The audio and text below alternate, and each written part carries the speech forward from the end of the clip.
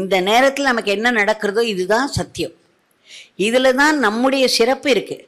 அதை நம்ம புரிஞ்சிக்காததுனால நம்ம என்ன பண்ணுறோன்னா, எப்போ பார்த்தாலும் ஒரு குறைய நினச்சிக்கிறோம்.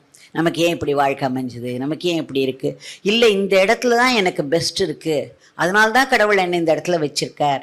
அதே மாதிரி இன்னொன்று சொல்வார் பகவான், what ever happens at any moment is the best that can happen to you at that moment. அதை விட ஒரு பெஸ்ட் இருக்குது நம்ம நினச்சினோன்னா அது நம்மளுடைய முட்டாள்தனம். அது ரொம்ப நெகட்டிவாக இருந்தாலும் சரி, பாசிட்டிவாக இருந்தாலும் சரி, அந்த ஏற்பாடை பண்ணுறது அந்த கடவுள். அவருக்கு தெரியறத விடவா நமக்கு தெரிஞ்சிட போகிறது நம்மளோட இந்த சின்ன மூளைக்கு. அதனால் அதை நம்ம ஏற்றுக்கணும். பகவான் சொல்வார், wherever Father has placed this beggar and Devaki, we will not only accept it wholeheartedly but be grateful to him.